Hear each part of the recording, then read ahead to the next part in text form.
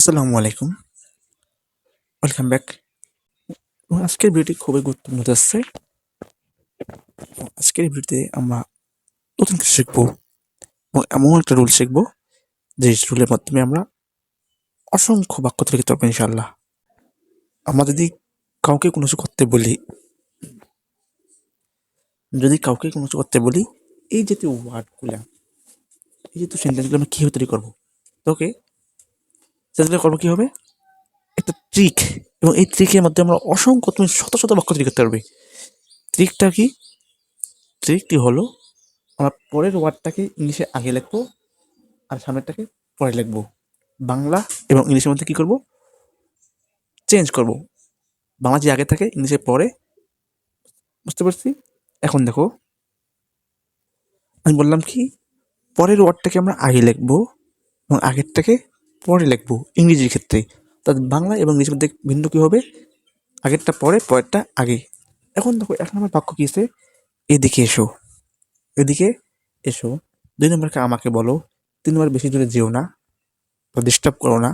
এখন তাহলে খেয়াল করো, এদিকে এসো মানে পরের ওয়ার্ডটা কি? এসো। এসো ইংলিশ কি? কাম। এদিকে হেয়া, তাহলে কাম হেয়া। ওকে, এখন দেখো, এদিকে এসো, এর পরের ওয়ার্ড কোনটা? এসো। তো কাম, এদিকে হেয়ার, কাম হেয়ার। ওকে ওকে 3 নম্বর দেখো, আমাকে বলো। এখানে পরের ওয়ার্ড কোনটা? বলা। তো বলা মিনস টেল। পরের আগে প্রথমটা কি? আমাকে। আমরা বলছিলাম কি পরেরটাকে আগে লিখবো এবং আগেরটাকে পরে লিখবো। বলো টেল, আমাকে মি, টেল মি। 3 নম্বর দেখো, বেশি দূরে যেও না।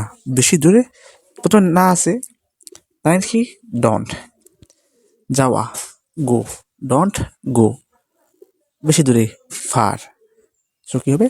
Don't go fur. 4 নম্বর দেখো কি আছে? ডিস্টার্ব করো না, না। তাকে ডন্ট ডিস্টার্ব, ডন্ট ডিস্টার্ব। 5 নম্বরটা দেখো, শার্টটা সেলাই করো। শার্টটা সেলাই করো।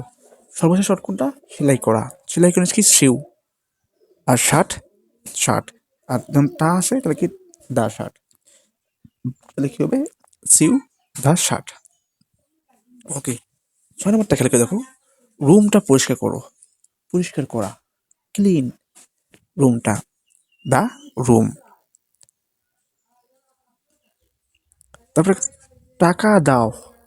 দাও গিভ, টাকা মানি, গিভ মানি। অঙ্কটা সমাধান করো। অঙ্কটা